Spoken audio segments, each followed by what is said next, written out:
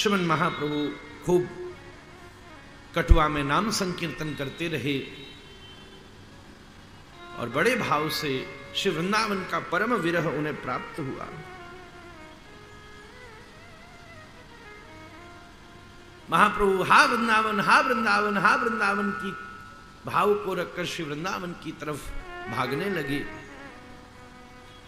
इधर श्री सची मैया और श्री विष्णु प्रिया देवी को महाप्रभु के सन्यास के प्रसंग प्रतीत हुए, पता चले। महाराज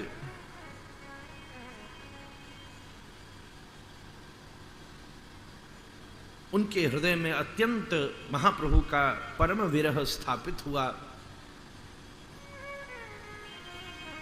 सची मैया विष्णु प्रिया देवी को देखकर और भी भावुक होती, पर सोचती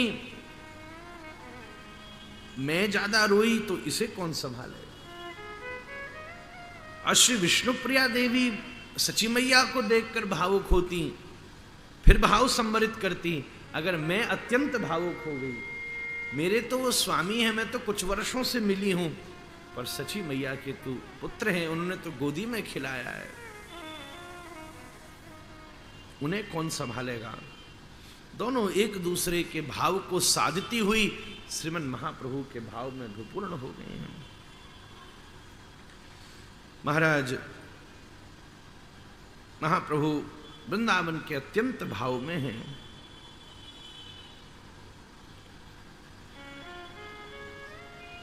महाराज महाप्रभु श्री वृंदावन के विरह में हैं, पर अभी पथ नहीं मिल रहा है। 3 दिन हो गए, इधर से उधर इधर से उधर इधर से उधर। महाराज राड़ देश में इधर से उधर महाप्रभु भाग रहे हैं, हा वृंदावन हा वृंदावन। बहुत चलने के बाद भी कटुआ से बाहर न जा सके। बड़ी सुंदर लीला हुई। श्रीमन महाप्रभु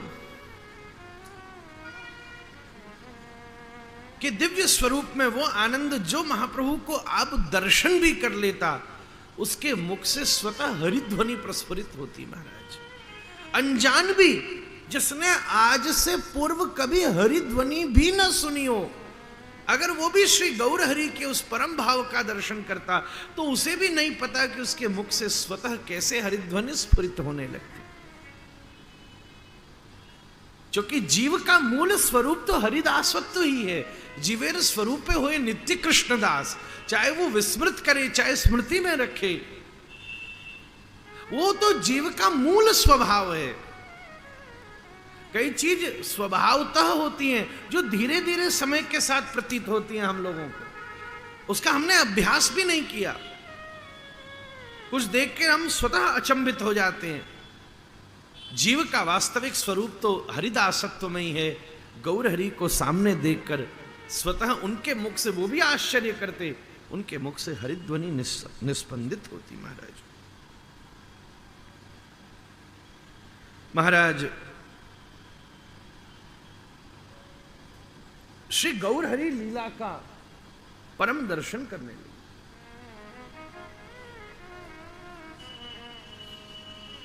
महाप्रभु को भाव हुआ कि कुछ गोप बालक बड़ी सुंदर गैया चरा रहे हैं। महाराज और वो सब वैष्णव जो हरिध्वनि कर रहे थे, उनमें गोप बालकों का दर्शन होने लगा, और उनके सिर पर हाथ फेर के कहते, हाँ हाँ और बोलो और बोलो और बोलो, मेरे हृदय इस दिव्य हरिबोल ध्वनि को, हरिध्वनि सुनने के लिए। हरि शब्द उद्धारक है, बोल शब्द प्रेरक है। हरि पर वो इतना ज्यादा उच्चारित हो गया है कि व्यक्ति हरि बोल को ही पूर्ण रूप से एक रसास्वादन कर जाता है। जैसे कोई खेल खेलता है ना, हम मोहन जी पर गेंद उछालें, मोहन जी हम पे उछालें, हम उन पे उछालें, या हम पे उछालें, तो ये हरिध्वनि का ही द्योतक बोल शब्द है। हम कहें हरि बोल, आप भी को हरि बोल, तो वो बोल शब्द तो प्रेरणा प्रदान करने वाला है। बोधक शब्द है, प्रेरक शब्द है। महाप्रभु इस मुद्रा में रहते ना, ये नीचे वाला हाथ जो है वो बोल शब्द है, ऊपर वाला जो हाथ है वो हरि शब्द है। अब वो हुआ क्या है, अभ्यास करते करते हम ध्यान नहीं देते, तो हरि बोल को पूरे ये ना बोला जाए तो आधा आधा लगता है।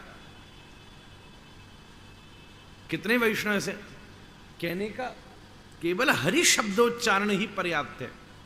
हरि हरि हरि हरि हरि हरि भजन का, अच्छा कहीं अकेली बैठ के हरि बोल हरि बोल हरि बोल हरि बोल क्या, भाई किसको बोलने को कह रहे हो? पर वो अभ्यास हो गया, ये सावधान साधक का विचार होता है। हम कभी कभी इस पर ध्यान भी नहीं देते। सावधान साधक इस पर विचार करे। हम एक बार एकांत में बैठे थे तो हमने कहा हरि बोल हरि बोल, बोल शब्द में तो न प्रिया जी हैं, बोल शब्द में तो न कोई भी नहीं है। अब बंगाली में बोलते हैं हरि बोलबो, बोलबो, वहां बोलबो शब्द हो जाएगा। अब अगर आदर से बोलना है तो बोलना पड़ेगा हरि बोलिए। बोलो शब्द जो है वो तो थोड़ा सा उपदेशात्मक शब्द है, आदेशात्मक शब्द है। बोलो भाई बोलो, वो तो आदेशात्मक शब्द है। प्रार्थना करनी है तो बोलिए हरि बोलिए भैया, हरि बोलिए।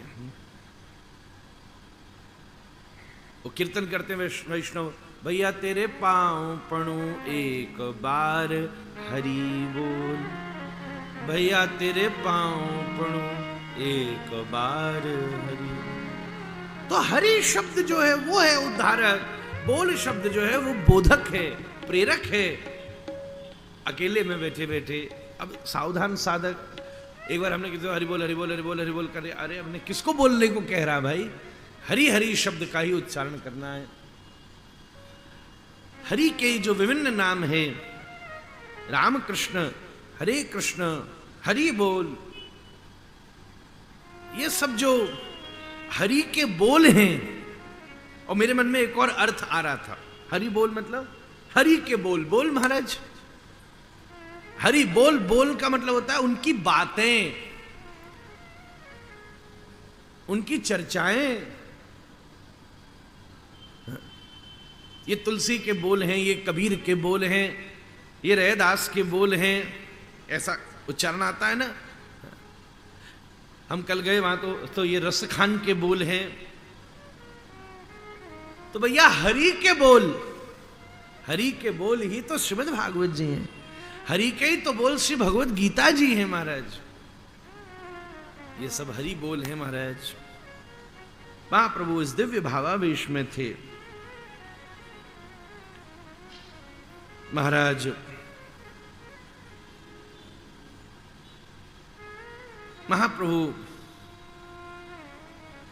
जब देखा नित्यानंद प्रभु ने कि श्री महाप्रभु इन सबों से गोप बालकों का विचार करके हरि बोलने को कह रहे हैं, तो उसी समय श्री नित्यानंद प्रभु को ऐसा आभास हुआ कि निश्चित महाप्रभु इन सभी से श्री वृंदावन का पता अवश्य पूछेंगे।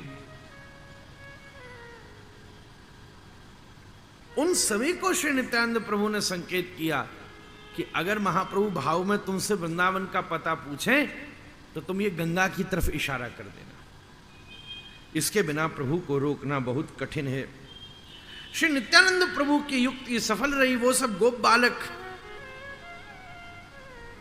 जो वहीं भ्रमण कर रहे थे, गैया भी चरा रहे थे और गोप बालकों का अनुभव भी उन पर हो रहा था, उन्होंने गंगा की तरफ इशारा कर दिया।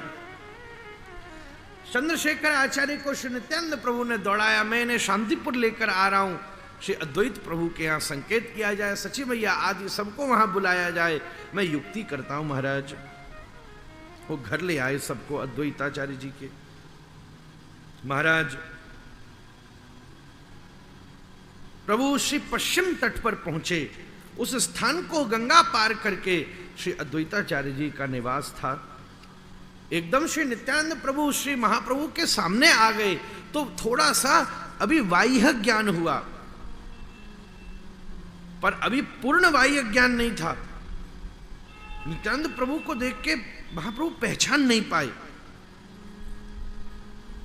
देख ऐसे बार बार देखते तो नित्यानंद प्रभु स्वयं बोले, प्रभु मैं हे प्रभु मैं नित्यानंद। क्या क्या श्रीपाद, मैं समझा नहीं, पहचाना नहीं।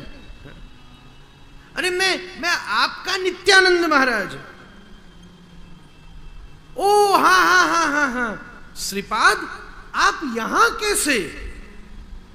अरे मैं भी तो आपके साथ भगवान श्री वृंदावन जा रहा हूं, पीछे पीछे ही तो दौड़ रहा हूं। महाप्रभु बड़े प्रसन्न हुए, बहुत सुंदर, मेरे साथ चलो वृंदावन, तुम भी भजन करना, हम भी एकांत में बैठ के खूब आनंद से भजन करेंगे। अभी यहां से कितनी दूर है वृंदावन महाराज? बस आ ही गया। नित्यानंद प्रभु बोले, बस समझ थोड़ा और आगे बढ़ना, यही रहा वृंदावन। बहुत सुंदर। वो देखिए यमुना बह रही है महाराज, गंगा जी की तरफ इशारा करके बोले, वो देखिए यमुना बह रही है। एकदम महाप्रभु भावावेश में आए और यमुना भाव से गंगा जी में कूद पड़े। स्नान करके श्री यमुना जी की स्तुति करने लगे। हे यमुने कह के श्री यमुना जी के प्रति भावावेशिष्ट होने लगे। उसी समय श्री अद्वैताचार्य प्रभु नाव से नया वहिर्वास और कोपीन लेकर के पधारे। वो सब तो गीला हो गया था, अब पुराना तो सब छोड़ आए। वही पहने हुए थे जो गुरुजी ने दिया था, कुछ खाया नहीं पिया नहीं, लेकर पहुंचे।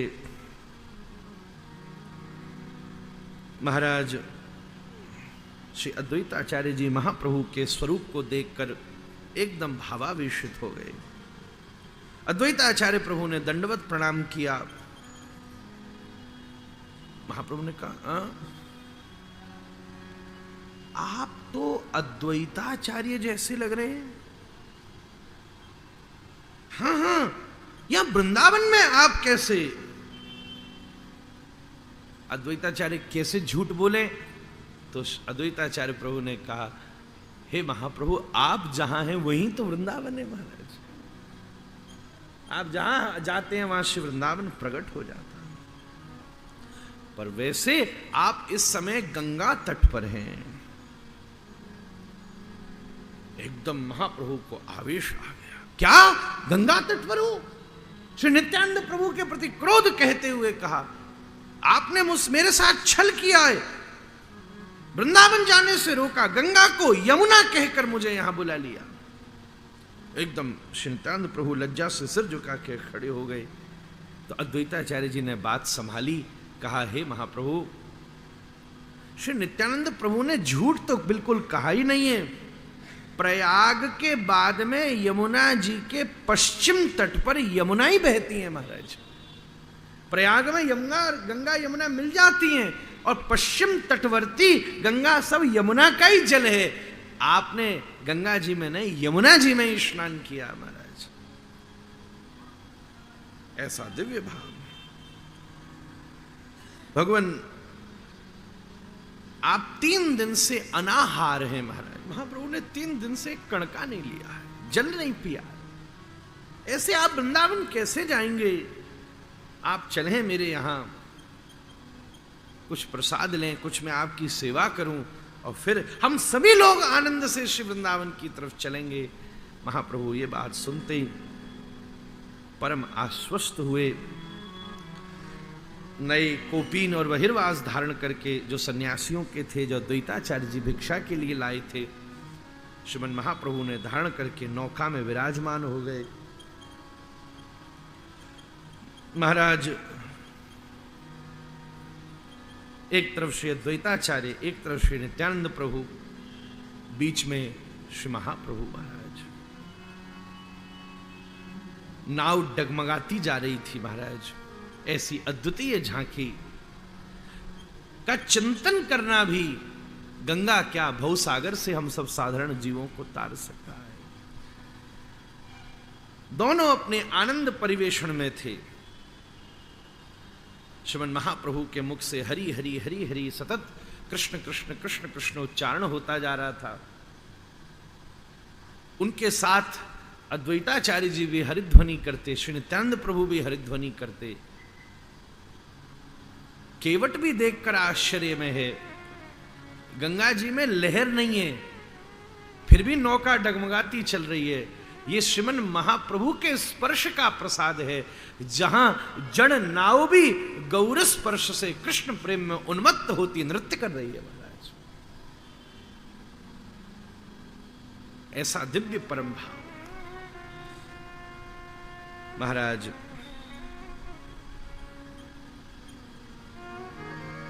मंगलमय भाव से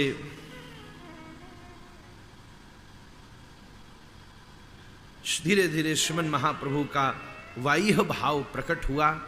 अच्छा द्वैताचार्य जी अपने घर ले जा रहे हो तो आज मुझे पेट भर के भिक्षा दोगे? श्री अद्वैताचार्य जी के आनंद की सीमा नहीं रही।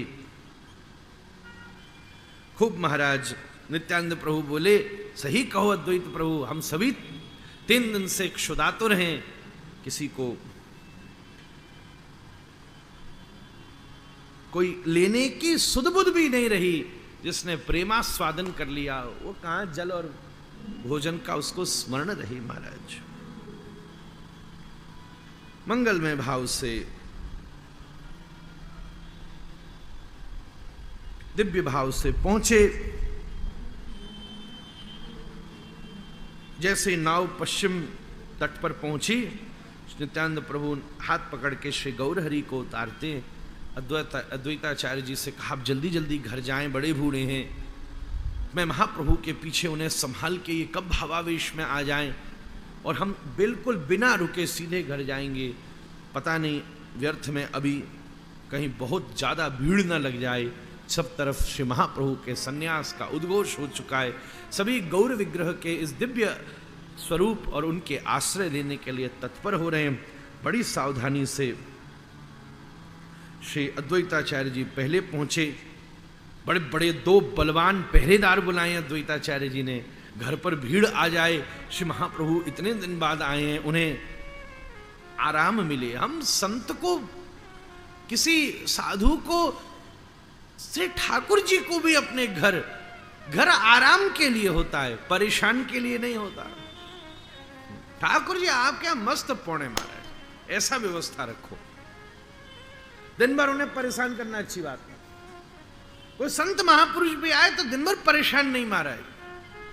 भाई कोई नहीं, लोग कहते महाराज जी दुनिया क्या कहेगी, हम बड़े अभिमानी हैं कि आप आए और हमने किसी से मिलाया नहीं। अब एक ही बात है भाई, दुनिया की परवाह कर लो या घर में आए संत की परवाह कर लो, एक ही बात है। क्या बोलेगी, मिला भी दोगे तो क्या बोलेगी महाराज? कौन सा कोई बहुत बड़ी बात करने वाली है? जैसी संत वृंद आज्ञा करें उसी का पालन उसे करना चाहिए। श्रीमन महाप्रभु आए, तुरंत आते द्वार बंद कर लिया गया कि कोई भीतर नहीं आए, कानों कान खबर न चले कि श्री गौरहरि का यहां मंगल आगमन हुआ।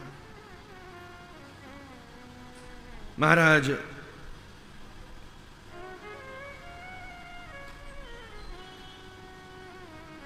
महाप्रभु के सामने आहार रखा। श्री महाप्रभु आरोगते नहीं। खींचकर अद्वैताचार्य जी बोले, प्रभु रहने दो महाराज, आप कान पकड़। अब मैं, पुराने अद्वैताचार्य जी बड़े बूढ़े हैं महाराज, क्या माल लपक लपक के आप नवद्वीप में खाते थे, आज ये वेश धारण करके आप अन्न जल त्याग देंगे? मैं प्राणों का परित्याग कर दूंगा अगर आपने देह रक्षा के लिए इस अन्न जल को नहीं। सन्यास, ये सब काय को लीला कर रहे हो महाराज?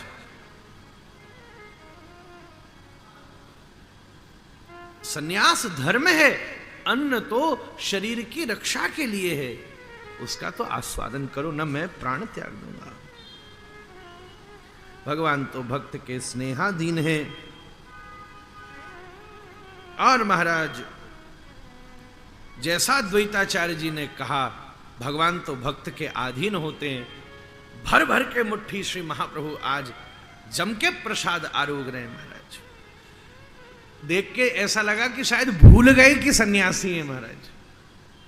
अब कोई कहे महाराज इतना भर भर के खा रहे हो, अब किसी समर्पित भक्त का भाव देखे भगवान। अगर भगवान द्रौपदी का एक तृण खा के त्रिलोकी का पेट भर सकते हैं, तो त्रिलोकी के द्वारा अर्पित किए हुए भी तो भोजन को खा सकते हैं। हम तो भोग लगाते समय पहले ही ये मान लेते हैं, ये कौन हमारा खाएंगे, हमारे भोग लगाते और बनाते समय भी पहले ही ये भाव है कि दिखाना ही तो है।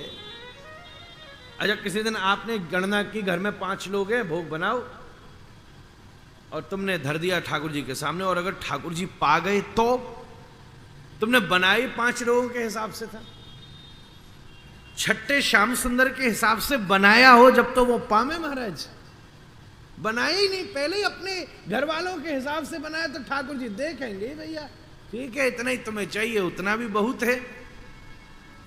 वो परम तृप्त हैं, तो भक्त के लिए परम अतृप्त भी हो सकते हैं। आहा, एक साथ ब्रजवासी लगाए तो 56 भोग गिरिराज रूप में ठाकुर जी आरोग जाए, और प्यास लगे तो पूरी इंद्र के स्वर्ग की पूरे जल को पी जाए महाराज, तो भी कमी। ये तो भक्त का परम भाव है। मंगल में भाव से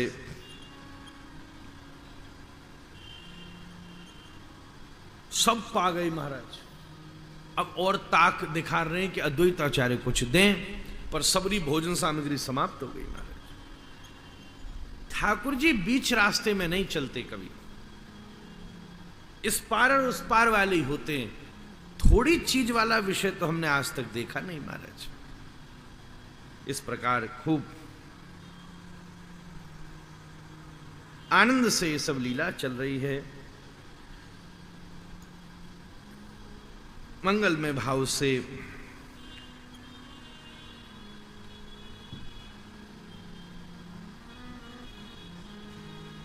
प्रसाद का ये मधुर भाव वहां अवस्थित हुआ। श्रीमन महाप्रभु ने श्री निताई प्रभु से चर्चा की, हे प्रभु, नवद्वीप में सब भक्तों के आपके दर्शन के बिना प्राण जा रहे हैं। मुझे यह भी नहीं मालूम कि सची मैया जीवित भी हैं कि नहीं हैं। श्रीवास आदि की क्या दशा होगी जिन्होंने आपको गोदी में खिलाया है महाराज।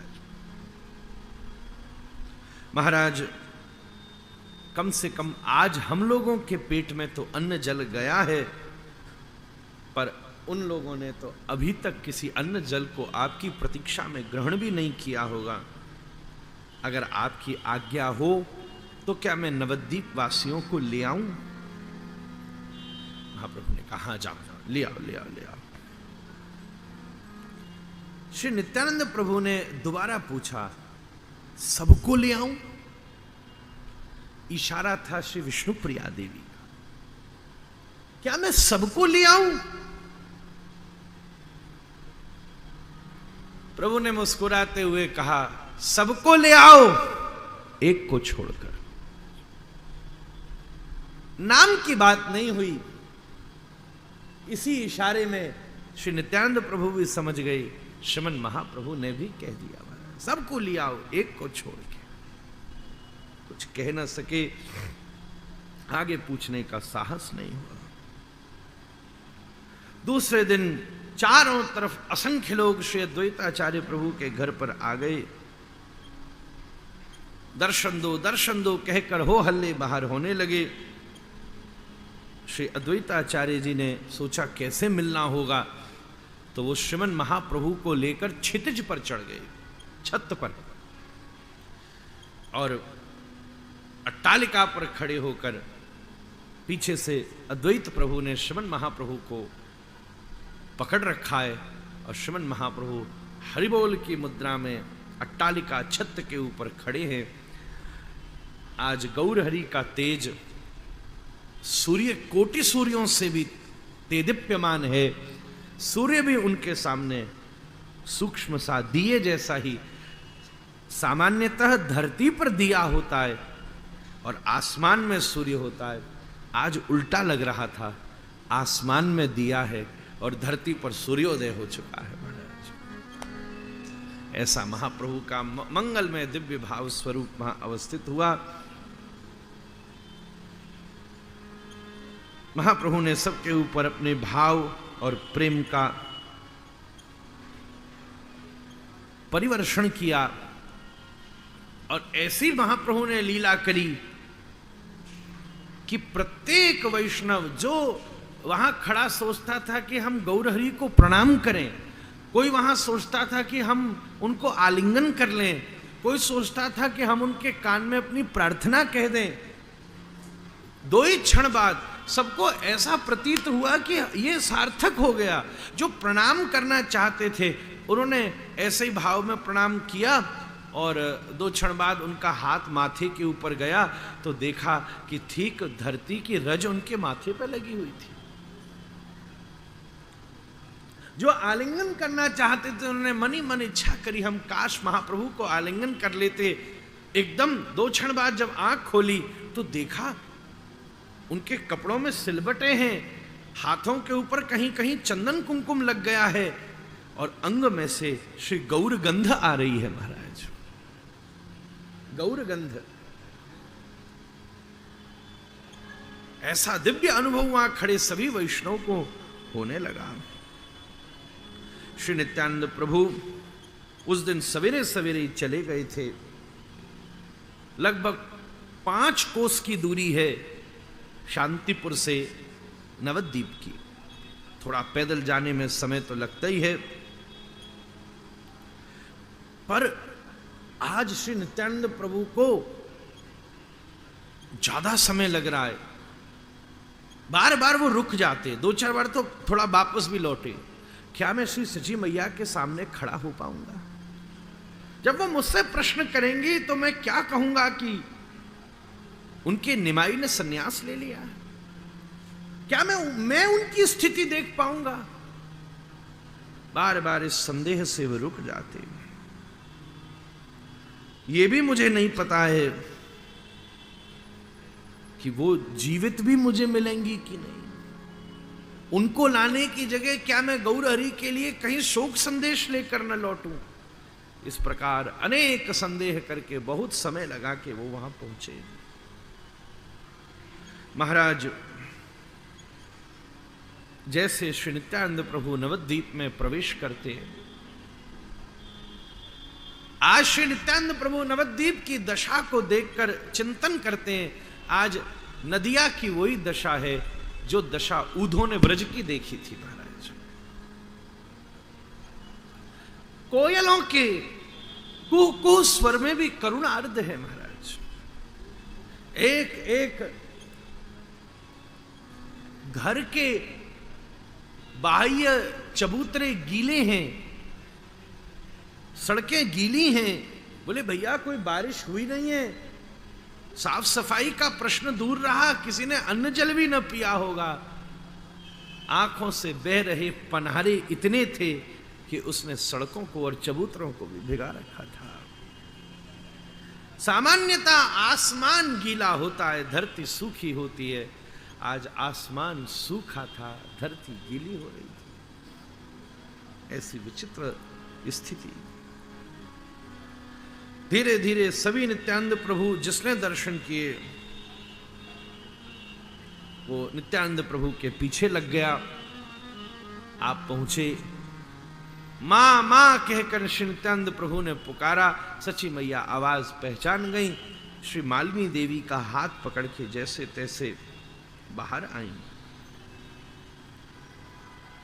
श्री विष्णुप्रिया देवी भी संकोच के साथ देहली के भीतर पर द्वार तक आकर उस चौखट को पकड़ करके खड़ी हो गई।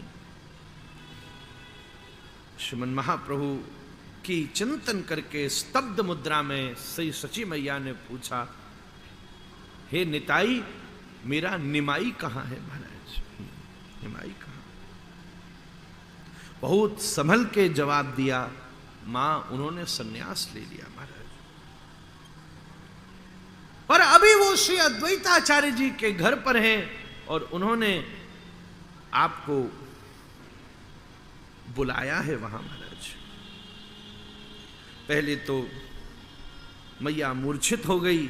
मालिनी देवी ने जल आदि डालकर कहा, चलो चलो हम अद्वैत प्रभु के घर चलें, वहीं उसी से बात करें। अभी तू क्यों इतनी भावुक होती है? समझिए। मैया बोली, मैं नहीं जाऊंगी महाराज, मेरी सामर्थ्य ही नहीं है कि मैं अपने निमाई का उस स्वरूप में दर्शन भी कर सकूं। हे मालिनी, तू ले मुझे जरूर चल, पर अद्वैत के घर नहीं, गंगा के तट पर ले चल। मैं गंगा में कूद के अपने प्राणों का परित्याग कर दूंगी। महाराज, ऐसी स्थिति, मैया रुकी तो सही, पर फिर थोड़ी देर में भावावेश आया। निमाई, तूने कहा अद्वैत के घर में है? निमाई अद्वैत के घर में है? अच्छा अच्छा। सब भावावेश में स्थित हैं। एकदम उठ के, अभी तक तो चला नहीं जा रहा था, मालिनी देवी ने पकड़ रखा था, पर अब उठ के भागी महाराज। निमाई निमाई कहकर पुकारने लगी। सबने एकदम पकड़ के रोका। मैया, डोला आ रहा है, डोला आ रहा है, तेरे लिए इतनी लंबी यात्रा करना कठिन होगा, हम डोला में तुझे उठा कर ले जाएंगे। हम सब लोग जाएंगे श्री निमाई को घर पर लाने के लिए। सब कथाओं का सार गौर कथा है महाराज। इस प्रकार की लीला या तो अयोध्या में हुई थी, जब भरत के साथ सभी वनवासी राम को, तपस्वी राम को अयोध्या लाने के लिए गए थे, और यह आज ऐसी लीला नवद्वीप में हुई है, जब सारे नवद्वीपवासी अपने नागर निमाई को, सन्यासी बने निमाई को वापस लेने आए। इसलिए गौर कथा तो सबके सार रूप में अवस्थित होती है। महाराज, सबने उस परम भाव को अवस्थित कर लिया। एक डोला आया, भक्त आए। अरे आज भक्तों की बात छोड़ो, अभक्त भी आ गए। वो जिन्होंने द्वेष किया था, आज वो भी खड़े थे महाराज। वो लोग जो काजी आदि, हुसैन शाह आदि से शिकायत करते थे, आज उनके आंखों से भी अश्रुधारा थी, और यही तो गौरहरि चाहते थे। वो सभी एकत्रित हो गए।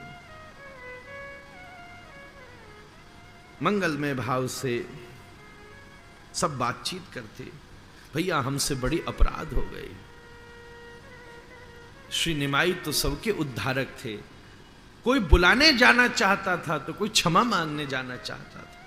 आप उस दिन के लिए हमें निमाई, सामान्य जिनके भी भगवत दृष्टि नहीं थी, वो भी कहते हमने निमाई जैसा महापुरुष नहीं देखा। सब इस प्रकार ग्लानि भाव में उपस्थित हो गए। मालिनी देवी सची मैया को पकड़ के डोले तक ले गईं, और पकड़ के सबने सची मैया को डोला में अभिराजित किया। महाराज,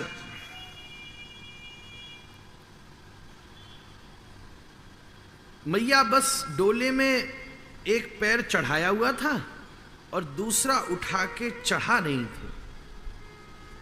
सब तरफ एक गहन सन्नाटा था, सब भावुक थे, अश्रु निपातन था, पर उच्च रुदन नहीं था। प्रेम में उच्च रुदन नहीं होता, वो फिर उसकी एक एकांतिक दशा है। फुट फुट के रो जाना, वो कहीं शोक की स्थिति है। अष्ट सात्विक भावों में स्थिति आती है, ओष्ठ पर प्रसन्नता रहती है और आंखों से अश्रु निपातन होता है। ये एक स्थिति है, पर यह अभ्यास का विषय नहीं है। Please, this is not something which on which you have to meditate. ये मेडिटेशन नहीं है, ये सिम्टमेटिक है, और नेसेसरी नहीं है कि ऐसा ही हो। प्लीज, ये भी हो सकता है होठों से लहर बहने लगे, आंखों में हंसी आ जाए महाराज, कोई बड़ी बात नहीं।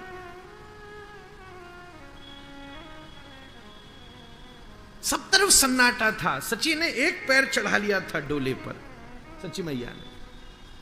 उसी समय किसी बालिका के नूपुरों की रंजन सुनाई दी। उसके नूपुरों की खनक, उसके बड़े हार के छाती से टकराने की खनक। सब स्तब्ध होकर देखने लगे।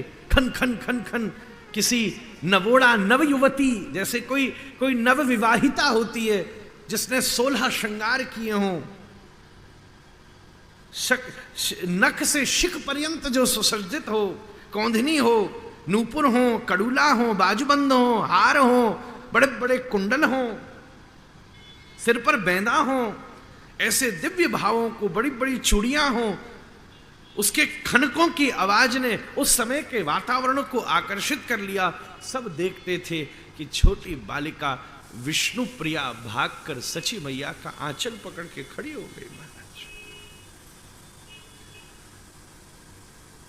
सब स्तब्ध है। महाराज ये वो श्रृंगार है जो श्री महाप्रभु ने अपने हाथ से किया था। श्रृंगार विष्णु प्रिया का था, पर उसमें गंध गौर की थी। उसके बैंदा में गौर चंद्र के उर्ध पुंड्र के चंदन का छाप लगा था। उसकी नथ में श्री गौर चंद्र के अधरोष्ट के अधरामृत कण बिंदु यत्किंचित जमकर श्वेतवत अवस्थित थे।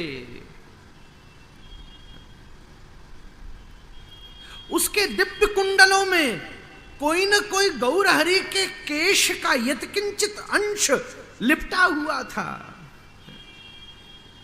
उनके हृदय पर अवस्थित हारों में श्रीमन महाप्रभु के हृदय पर लगी हुई कस्तूरी का यत्किंचित छाप अवस्थित था।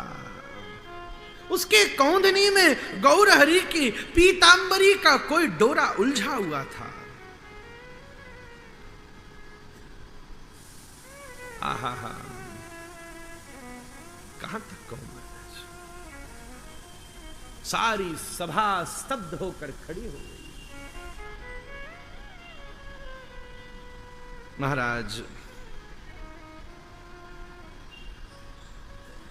वो अश्रुधारा जो सची मैया की बिंदु रूप में थी, अब वो वेगवत धारावत प्रवाहित होने लगी, हिचकियां आने लगी। महाराज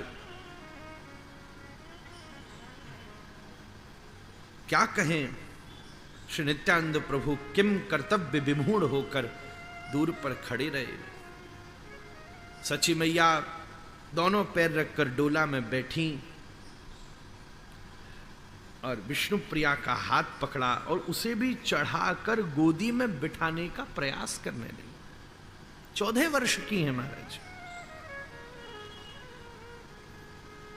एकदम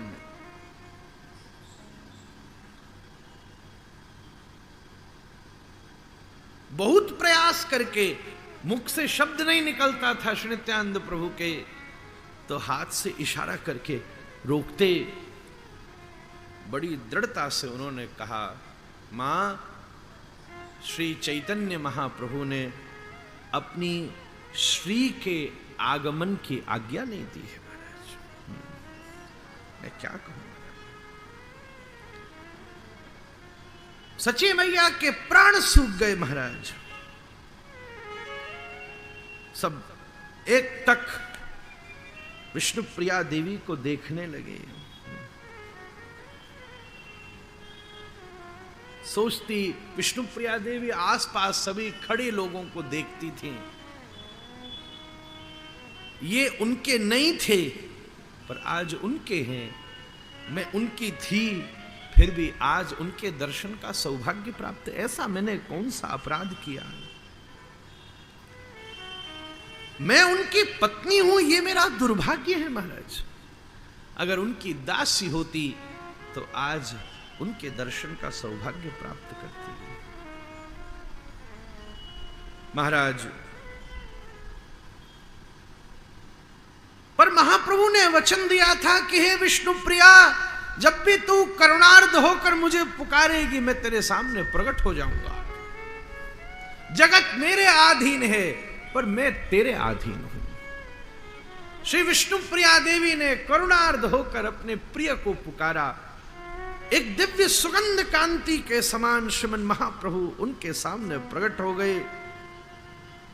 विष्णु, याद कर मैंने क्या कहा था। हे विष्णु प्रिया, ये अवतार मेरा रोने के लिए और रुलाने के लिए हुआ है।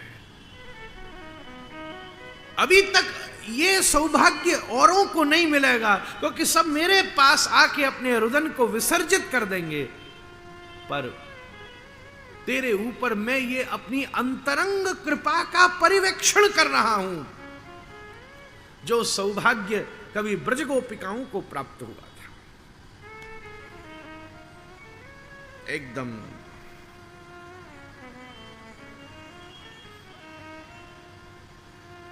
महाराज विष्णुप्रिया महाप्रभु के संकेत को सुनकर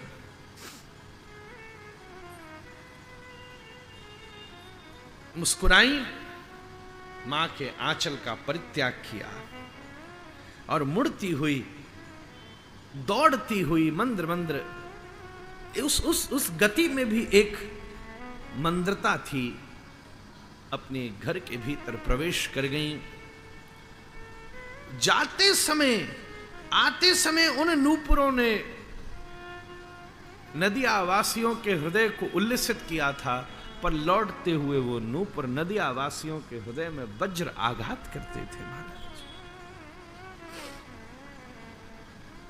भीतर घुसी विष्णुप्रिया, सची डोला से कूद पड़ी, महाराज मैं भी नहीं जाऊंगी,